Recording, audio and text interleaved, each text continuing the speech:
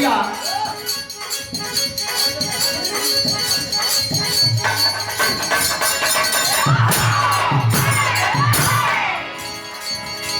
कोनो गवैया भाई दूसरा के काहे कही हम अपने के कहे करी ऐसे कि मेरा हाल अगर तो सबसे ऊपर पात्र हो गई है तो भैया हो तना मेहनत करीला तो आज यूट्यूब पर रोज हर रोज कोनो गाना सुनेला मेहरारू कहत बा अरे दिन भर राजा जी तू काम करे लो ए मेहरारू भैया लो भाई एक साथ होके चाहिए हेलो अरे दिन भर राजा जी तू काम करे लो सचियो का तो ना आराम करे लो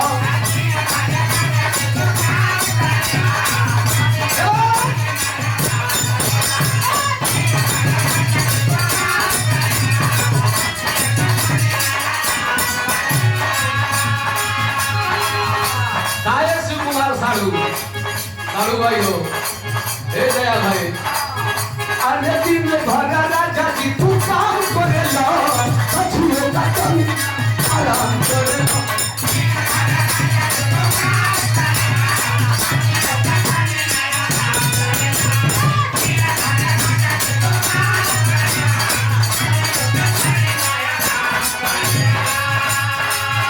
अरे इतना कमा के बोला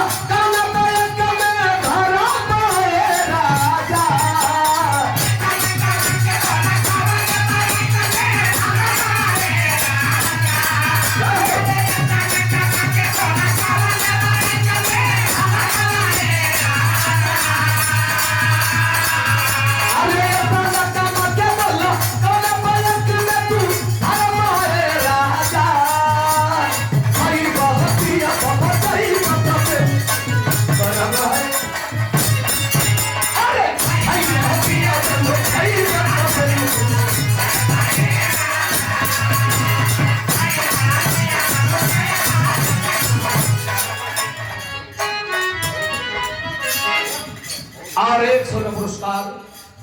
आशीर्वाद से स्वागत किए पूजनीय हमारे चंद्रहास भैया के पिताजी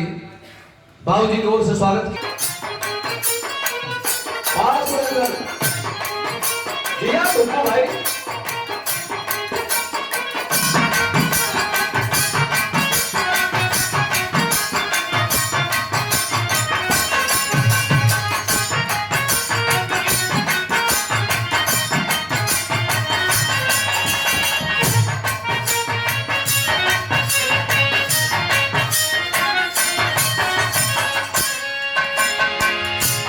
आज भीषण जी इस दुनिया से छोड़कर चले गए यह विरहा वीरान हो गया कलाकारों के अंदर द्वेष की भावना हो गई लेकिन भीषण जी के याद में कलाकार एवं कवि और श्रोता सब जी रहते तो यह बात कलाकारों के अंदर नहीं होती यही से रोवे बिरहा जगत दिल खाई बेचन गुरुजी चैत फिर से धरती पकाई बेचन गुरुजी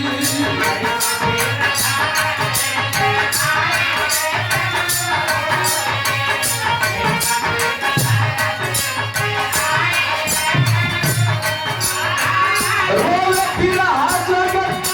दिल खाई बेचन गुरुजी रोवे बिरहा जगत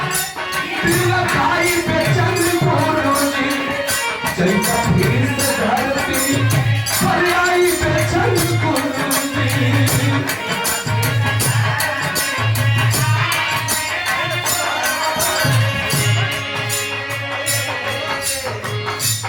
और पुष्पकी फूलों में गूथा हुआ हार सेवक दास वो गुरु से कहता कि हे गुरु जी ये बिरहावा तोहरे बिना अधूरा बा हाँ और मैं क्षमा चाहते हुए बंधुओं हर मौके पर मैं साबित करूंगा कि श्रद्धांजलि अंजलि का क्या अर्थ होता है। राम को लोहिया स्टार कलाकार है तो सम्राट विजय लाल यादव जी के स्टार सजना हमारे बीच में महेंद्र राजभर जी भी है, ढुक्कू भैया भी स्टार, सुरेंद्र भी कलाकार, इसमें स्टार कम से कम नहीं है। और कलाकार को जिस सम्मान के साथ इस मंच पर इज्जत किया जाता है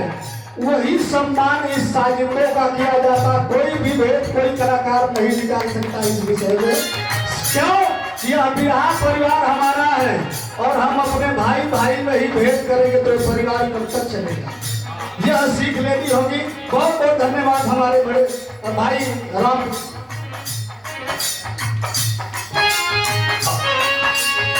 यूट्यूबर भाई लोग ले लिया अनुभव से, हम जानते थे तो लोग दिक्कत हो गई, प्रमोद रेडियो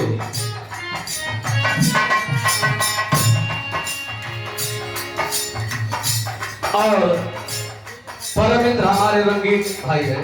अजय भारद्वाज जी, बड़ा एक्टर हो भैया, एक्टर है एक नंबर के भैया के शब्दों में साधु प्रणाम सुंदर माला 100 का पुरस्कार। अरे रोवा पीरा हाथों के दिल खाई गमरे गुरुजी, अरे रोवा पीरा हाथों के दिल खाई गमरे गुरुजी, जय का फिर से धरती